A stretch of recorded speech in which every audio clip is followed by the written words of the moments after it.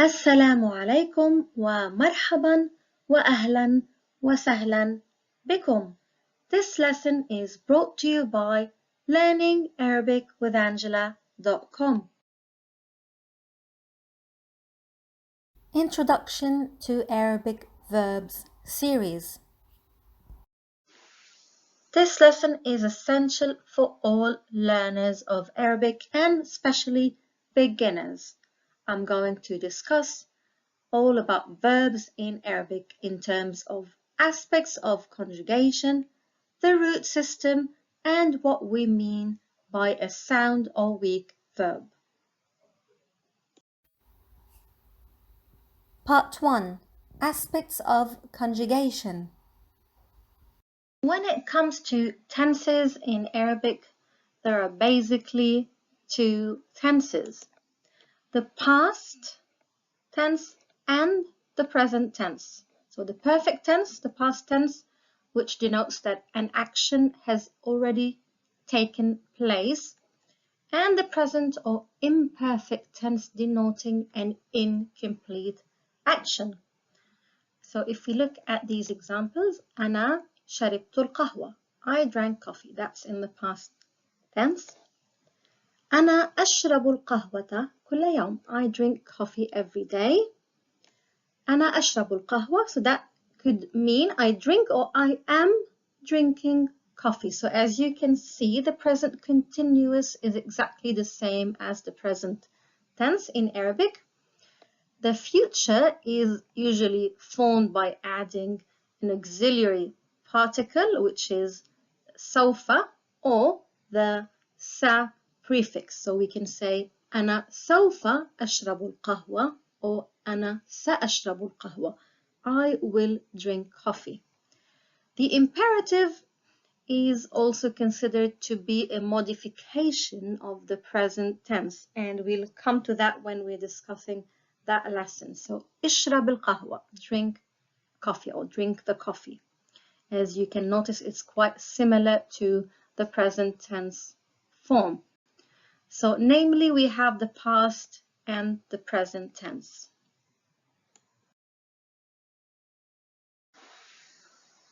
So when we speak about verbs in Arabic, that covers 4 aspects.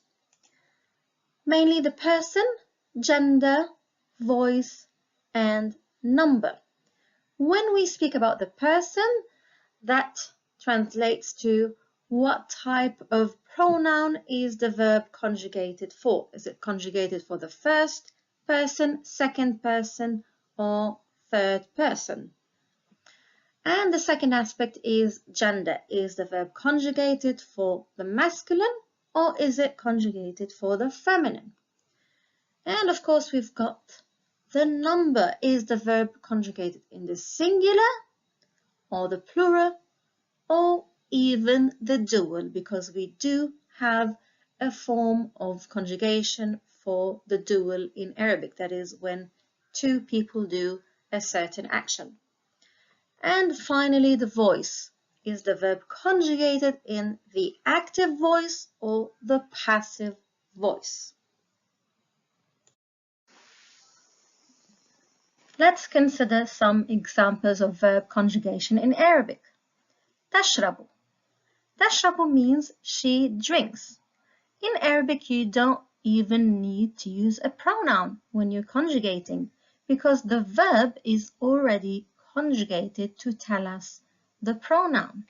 So when we say تشرب, that means هي تشرب. So you have the option of using the pronoun or completely doing without the pronoun. And that verb is conjugated to tell us the person or the pronoun, the gender, feminine, of course, number, singular, obviously, and the voice, we're using the active voice. So we're using the third person, feminine, singular, active voice. هي تشرب, she drinks. As you notice, the present tense over here is formed by adding a prefix. In other conjugations, it's a combination of a prefix and a suffix for other pronouns. Now, for يشرب, he drinks. So it's the same thing basically.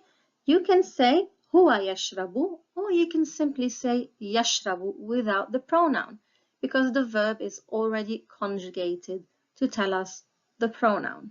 And in this case, the prefix ya was added to the stem to conjugate for huwa. So the verb over here tells us that it's a present tense verb and is conjugated for the third person, masculine, singular, obviously in the active voice. The third example is for the plural for the pronoun they or hum. So we can say hum yashrabuna, they drink or they are drinking. Or we can simply drop the pronoun and say yashrabuna, because the verb is already conjugated to tell us the pronoun. And as you have noticed, the conjugation over here is a combination of the prefix ya plus the suffix the waw nun. And the verb is conjugated to tell us that it's in the present tense. It's for the third person plural, so for they, plural masculine. So we can conclude that if we look at the three examples, tashrabu, yashrabu, and yashrabuna, that the verb is conjugated to tell us obviously the tense and the person, gender, the number, and the voice.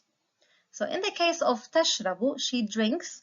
Tashrabu is the exact conjugation for anta as well. Anta tashrabu, you drink. But obviously we had the picture of a lady drinking coffee, so we know that it's a she here and not a you, anta. So obviously you would know the indicated pronoun from the context or from the speaker.